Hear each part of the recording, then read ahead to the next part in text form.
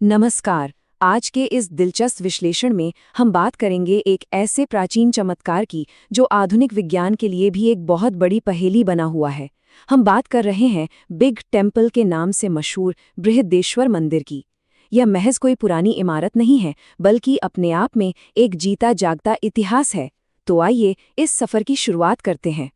जरा सोचिए, 1000 साल पहले जब कोई क्रेन या मॉडर्न मशीनें नहीं हुआ करती थीं, तब 80 टन के भारी भरकम पत्थर को हवा में 216 फीट की ऊंचाई पर कैसे ले जाया गया होगा। है ना, बिल्कुल दिमाग चकरा देने वाली बात।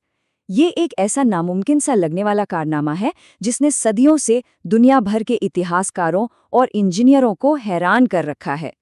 और हैरानी की बात तो ये है कि एक तरफ इतना विशाल ग्रेनाइट का मंदिर खड़ा है, लेकिन थंजावुर के आसपास मीलों तक कहीं कोई ग्रेनाइट की खदान ही नहीं थी। ये एक बहुत ही बड़ी लॉजिस्टिकल पहेली है। उस जमाने में इतनी दूर से लाखों टन पत्थरों को ट्रांसपोर्ट करके लाना सच में एक अविश्वसनीय इंजीनियरिंग टैलेंट का सबूत है। आज की इस चर्चा में हम इस मंदिर से जुड़े 5 अहम पहलुओं को समझेंगे।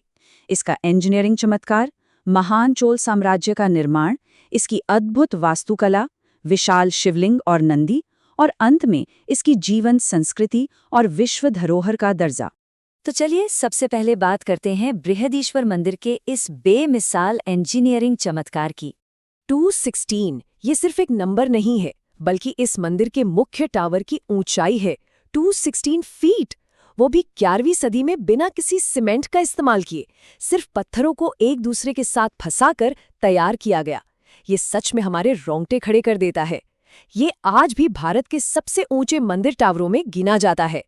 और इस टावर के बिल्कुल शिखर पर जो कमाल हुआ है, उसे ये 80 का आंकड़ा दर्शाता है। 80 टन। जी हाँ, शिखर पर रखे उस विशाल पत्थर का वजन 80 टन है, यानी एक साथ कई बड़े हाथियों के वजन के बराबर। बिना मशीनों के इसे इतनी ऊंचाई तक पहुंचाना मानव इतिहास के सबसे बड़े चमत्कारों में से एक है। तो आखिर ये चमत्कार हुआ कैसे? इतिहासकारों का मानना है कि चोल इंजीनियरों ने इसके लिए 6 किलोमीटर लंबा एक स्लोप या रैंप बनाया था। फिर हजारों मजदूरों और जानवरों की मदद से उस भारी भरकम पत्थर को खींचकर धीरे धीरे चोटी तक पहुंचाया गया। क्या वो गजब का प्रॉब्लम सॉल्विंग अप्रोच था वो। आइए अब आगे बढ़ते हैं और जानते हैं कि महान चोल साम्राज्य ने इसका निर्माण कैसे करवाया। इसकी टाइमलाइन भी कम हैरान करने वाली नहीं है। 1003 ईस्वी में काम शुरू हुआ और 1010 ईस्वी में मंदिर बनकर तैयार हो गया। मतलब महान राजराज चोल प्रथम के राज में इतना विशाल स्ट्रक्चर महज 7 साल के छोटे से वक्त में पूरा कर लिया गया। आज की मॉडर्न टेक्नोलॉजी के दौर में भी इतने बड़े प्रोजेक्ट को इतनी जल्दी पूरा करना बहुत मुश्किल है। राजराज चोल प्रथम ने इसे अपनी ताकत और भगवान शिव के प्रति अपनी असीम भक्ति को दुनिया के सामने रखने के लिए बनवाया था। उस समय इतने बड़े मंदिर को बनाना लगभग नामुमकिन माना जाता था, लेकिन चोल आर्किटेक्ट्स ने अपनी लगन से इस नामुमकिन को पूरी तरह से मुमकिन कर दिखाया। अब जरा इस मंदिर की द्रविड़ वास्तुकला और इससे जुड़े रहस्यों पर एक नज़र डालते हैं। ये मंदिर कई ऐसे जादुई तथ्यों से भरा पड़ा है जो किसी को भी चौंका दें। ऐसा कहा जाता है कि इसके मुख्य टावर की परछाई कभी भी पूरी तरह से जमीन पर नहीं पड़ती। ऊपर से बिना मॉडर्न मशीनों के और बिना आसपास किसी खदान के इसे पूरी तरह से ग्रेनाइट से बनाना, ये सब मिलकर इसे एक बेहद अनोखा रहस्य बना देते हैं जो आज भी लोगों को सोचने पर मजबूर कर देता है।